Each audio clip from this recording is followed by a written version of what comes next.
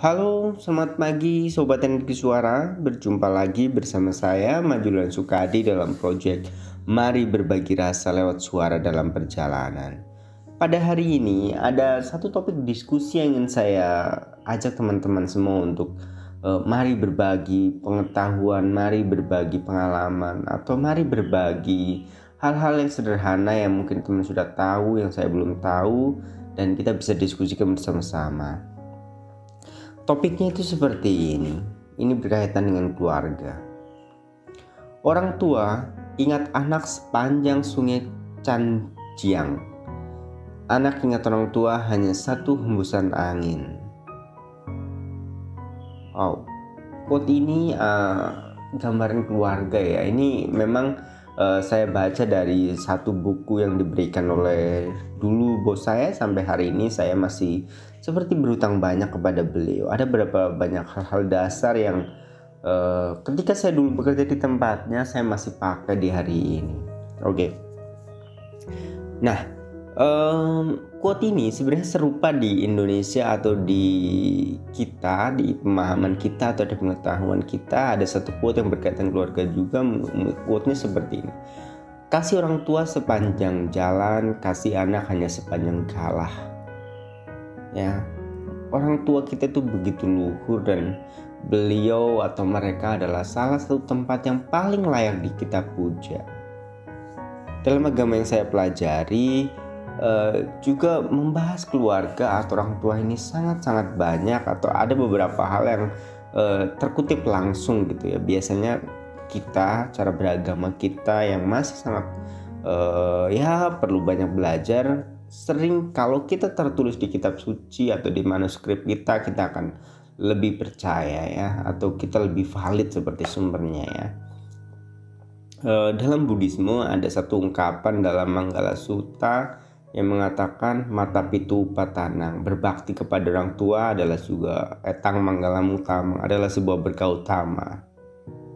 Ya, memang orang tua adalah simbol dewa atau dewa yang lahir di dunia yang bisa langsung kita bertatap muka. Jadi akan begitu rugi ketika ada anak yang durhaka pada orang tua yang tidak membuat mereka bahagia. Karena apa? Karena mereka adalah sumber-sumber kebahagiaan yang bisa kita peroleh. Mereka seperti mata air yang kita bisa hanya membawa mangkuk kecil dan kita bisa ambil airnya dan kita merasakan bahagiaan. Berbahagialah keluarga yang masih lengkap, anaknya yang masih tinggal satu rumah dengan orang tuanya dan mereka tidak berjauhan. Untuk saya sendiri sebenarnya ada satu gejolak, ada satu rasa oke, hidup saya kurang baik, hidup saya tidak dalam track yang bagus. Banyak hal yang sepertinya kurang dalam hidup saya. Ada 8 prinsip kehidupan sebenarnya yang saya ingin kita masukkan diskusi juga ya. Ini sebenarnya materi-materi diskusi yang mungkin saya tahu ini karena di part saya mungkin saya yang berbicara, tapi teman-teman juga punya hak untuk nanti menuliskan komentarnya. 8 aspek hidup dalam poin psikologi yang saya biasanya dengar dari Adi W. Gunawan mengatakan ada bagian sisi keluarga yang menjadi fokus kehidupan kita ya, selain materi, sosial, spiritual, kewirausahaan, mainan, dan keluarga masuk poin besar. Pengembangan karir juga masuk poin besar. Tapi karena di sini sekarang kita lagi membahas dengan poin keluarga, saya ingin mengatakan kembali ya, bagi teman-teman yang sekarang masih tinggal bersama ibunya atau dengan kedua orang tuanya, banyaklah merasa bersyukur, banyaklah berbakti kepada mereka. Berikan hal-hal kecil yang sederhana yang bisa membuat mereka bahagia.